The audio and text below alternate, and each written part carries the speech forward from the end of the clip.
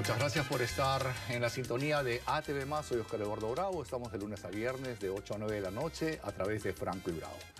El doctor Pedro Angulo Arana fue el primer presidente del Consejo de Ministros de la actual presidenta de la República, Dina Boluarte.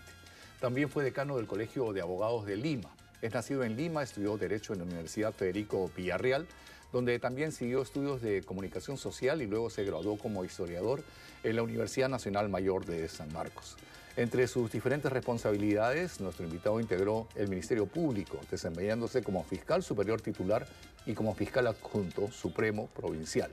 Fue candidato al Congreso de la República por el partido político Todos por el Perú en el 2020, así como candidato a la presidencia de la República por el partido político Contigo en el año 2021, partido con el que también estuvo antes Pedro Pablo Kuczynski.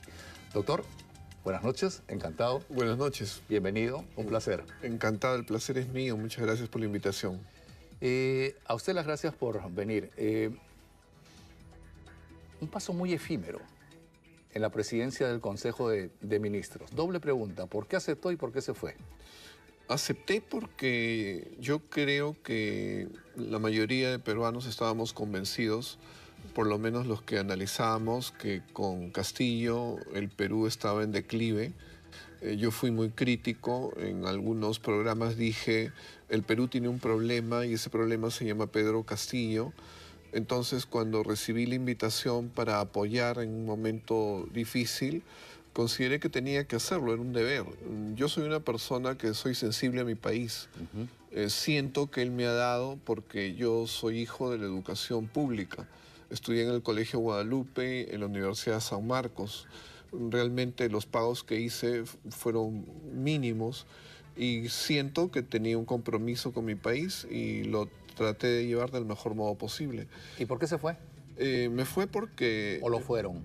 Me fui porque... ¿Renunció o lo renunciaron? Me fui por las dos cosas. Me fui porque... O sea, renunció y lo renunciaron. Lo que pasa es que la presidenta me manifestó que ella consideraba que era necesario un cambio. ¿Cuánto tiempo estuvo, perdón? 11 días. Eso se entiende que es una pérdida de confianza y en ese momento nosotros recibíamos mucha crítica, muchos ataques. Habían empezado a fallecer peruanos con las movilizaciones y los ataques a la policía. Entonces se entiende que eso tiene un costo político y entendí que la pérdida de confianza en la presidenta significaba pues que yo tenía que ser expresión de que el gobierno aceptaba que había un costo político. Y esta relación con la presidenta que se rompe de una forma abrupta, básicamente fue por los muertos entonces, de las protestas. No fue algo tampoco abrupto en el sentido de que yo o ella nos hayamos peleado, eso no ha habido. Sí hubo una pérdida de confianza y eso significó que me dijera pues que iba a realizar cambios. Y evidentemente yo tenía que ya renunciar y renuncié. De acuerdo. ¿Y le sorprendió que su ministro de Defensa luego sea el primer ministro? ¿Le llamó la atención? No, porque... ¿Le hicieron la camita? No lo sé, pero no me llamó la atención en el sentido de que yo sabía que él había sido abogado defensor de la presidenta. Y debo entender que en una relación de defensa se expresa confianza. Entendí que él tenía la confianza de la presidenta. Él antes ya había sido también ministro de Defensa. También, sí. Entonces ya tenía una dedicación política y parte de lo que se decía era que yo era muy técnico y que se necesitaba una persona más política. Entonces, la verdad que no me sorprendió. Se le conoce a usted como un hombre correcto, como un hombre decente, como un hombre sano y tal vez como un hombre, y valga el término, no de un carácter fuerte. Y lo que se necesitaba era manu militari en ese momento. ¿Eso fue? No sé, corresponde pues a quien me quitó la confianza explicar qué fue lo que entendió. ¿Le dolió que le quiten la confianza en tan poco tiempo? ¿Se esperó ¿Se sintió traicionado? No, no, no, para nada. Yo entiendo que la política tiene sus reglas y si en esos momentos había motivos de crítica, parte de la solución que podía darse con quienes hacían oposición era sacrificar a alguno del gabinete, ¿no? Entonces, para mí no Es fue... normal, es parte del juego Sí. político, digamos. Ahora, yo definitivamente creo que puedo causar muchas impresiones, ¿no? Pero la realidad está en mí. Yo he tenido cargos en los cuales había que tener carácter, si no, no hubiera No estado hubiese ahí. llegado, claro. Y yo sentí que en esos momentos yo era el jefe del gabinete y había que darle seguridad a los integrantes del gabinete.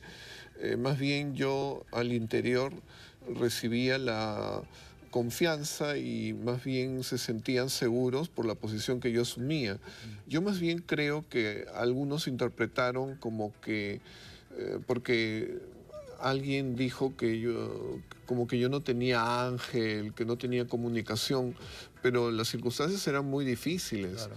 Digamos también, hay algunos que piensan que uno siempre tiene que sonreír, como que tiene una mejor comunicación, pero lo que vivíamos no estaba para sonreír tampoco. Sea dicha la verdad, tiene usted más pinta de diplomático que de político. Bueno, eso sí, bastante me han dicho, ¿no? Que sí, pero lo cierto es que cuando hubo que tomar decisiones, se tomaron y tuve la iniciativa para hacerlo. En esta historia contemporánea, ¿cómo ve este declive en la aprobación presidencial? La actual presidenta tiene menos porcentaje de aceptación que Toledo y que Pedro Castillo. ¿Cómo lo lee?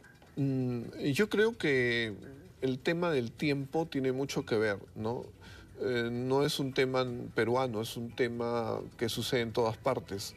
Recuerdo mucho que cuando era más o menos joven, había una comparación que había entre Jimmy Carter candidato a la presidencia y Jimmy Carter saliendo de la presidencia. Habían contabilizado que cuando él estaba postulando exhibía más o menos 12 dientes y que cuando ya estaba de salida solamente 4, ¿no? La misma sonrisa se había Cambia el visto gesto, afectada. cambia el Claro, gesto. el tema es que definitivamente la política desgasta. Yo he visto muchos. ¿A usted lo como desgastó esos 11 días? Ollanta ¿Esos 11 días lo Bueno, desgastó? algo. ¿Afectó a la familia? Felizmente no, porque yo sí los preparaba, pero recuerdo, ¿no? Ollanta Humala entra al gobierno con el cabello negro y salió con canas. Claro. O el mismo presidente Fujimori, El ¿no? poder Entró envejece, con pocas canas y salió con muchas. El poder envejece. Desgasta. 11 días no fueron para sacarle canas. Sí, de hecho que fueron muy complicados. Tensos, ¿no? Muy tensos. Sobre todo por los muertos. No, Esos 11 días, ¿hasta cuántos muertos se llegó? Hay 60 aproximadamente. 26, algo así. ¿Y está usted en un proceso judicial sobre ellos? Sí, hay un proceso que el fiscal de la Nación nos ha acusado. Estamos en estos momentos ¿De qué lo acusan? en el Congreso. Bueno, una circunstancia bastante complicada ¿Cuál es el término jurídicamente, ¿no? Para él eliminó el tema de genocidio, pero ha puesto homicidio con agravantes. Homicidio Es una pena de 35 años. Sí, pero el tema es la figura. Un homicidio con agravantes es un homicidio con alevosía y ventaja, Claro. es un tema de ocultar un crimen. O sea, son circunstancias además que todas son dolosas. El tema es que no entiendo cómo cuando uno es gobierno puede dar disposiciones que además están dentro de normas, tienen protocolos, reglamentos, y de eso puede salir un homicidio doloso, pero que a nosotros nos lo atribuyan como que omitimos, ¿no?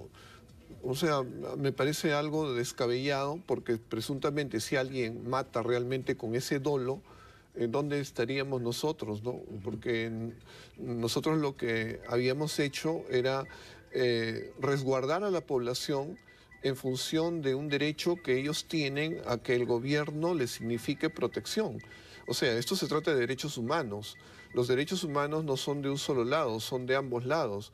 Y eso quiere decir que nosotros tenemos amparo en el mismo Tratado de Costa Rica de Derechos Humanos para proteger a la población. Y cómo es que cuando uno protege a la población, uno estaría indicando que se den homicidios dolosos. Claro. Bueno, yo lo veo jurídicamente difícil, pero bueno. Doctor, Usted ahora es jefe de gabinete de asesores de la Corte Suprema. Están Así es. pidiendo ampliación de presupuesto. ¿Cree que se va a dar? Yo pienso que sí, en ¿Han principio. tenido conversación con la presidenta? ¿La presidenta ha ofrecido? ¿Le cree? La presidenta entiendo que ha delegado en el Premier. Tuvimos una reunión la semana pasada y se conformó una comisión mixta del Ministerio de Economía y Finanzas y también del Poder Judicial. Han tenido 2 reuniones y me dicen como que sí ha habido una escucha y una respuesta positiva. Esperemos. ¿Va a postular usted en este próximo proceso electoral como candidato a la presidencia nuevamente o como diputado o senador? Bueno, yo tengo un compromiso con el presidente del Poder Judicial hasta diciembre, que termina su gestión, y entonces vamos a mantenernos apoyándolo, ¿no? Ya que tenemos su confianza. O sea, hasta diciembre. A partir de enero probablemente vuelva a la lid política. Vamos a ver, ¿no?, qué se presenta. Lo que sí, de cualquier manera, yo pienso servir al país. Qué bueno. Haga usted extensiva nuestra invitación al presidente del Poder Judicial. Nos gustaría conversar con él, tener un diálogo amplio. Yo le agradezco que haya venido a conversar con nosotros y espero tenerlo en muchas más oportunidades. Interesante Encantado, hablar con usted. será un gusto. Para mí, un placer. Encantado.